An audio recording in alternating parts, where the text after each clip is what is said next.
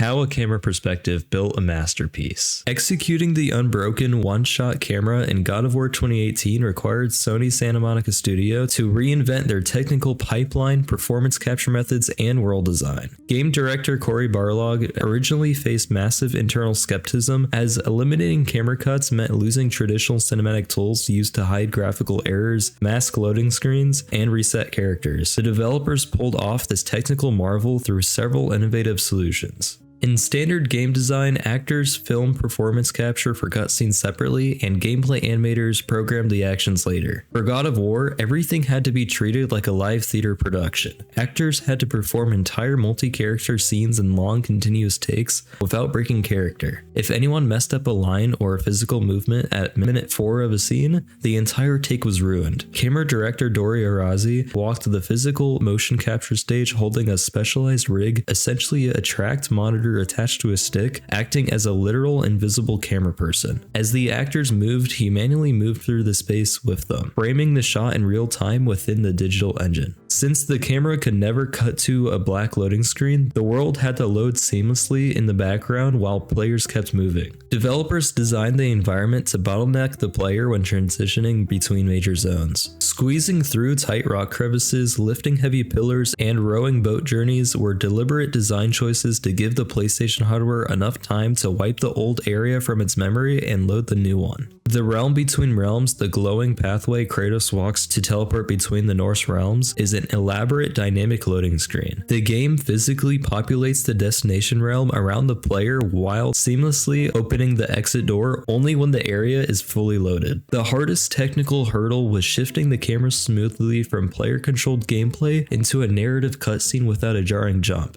In order to do this, code and animation teams had to develop advanced camera blend trees. When a story moment is triggered, the game engine takes control of the camera from your right analog stick and smoothly glides it on a mathematical path to its designated cinematic destination. If Kratos is standing far away from a door when a cutscene triggers, the camera will physically push him toward the position he needs to be in, or the camera will swing around to hide the fact that Kratos snapped into his proper narrative starting point. Because the camera cut allowed developers to instantly change lighting setups, swap character models, or teleport objects into a scene, a no-cut camera meant characters had to physically travel everywhere. If an enemy or an ally needed to appear in a cinematic, animators had to program them walking into the frame from off-camera or hide them behind environmental geometry until the camera panned away, ensuring they never just materialized out of thin air. But how did fans react to the change? Fans were initially divided but largely embraced the shift. The Greek era's pulled back fixed camera favored chaotic screen-filling hack-and-slash combat. The 2018 reboot introduced an immersive over-the-shoulder perspective that blew us all away with its one-shot camera gimmick. While some purists missed the cinematic scale, most praised the new method for elevating emotional storytelling and combat intensity.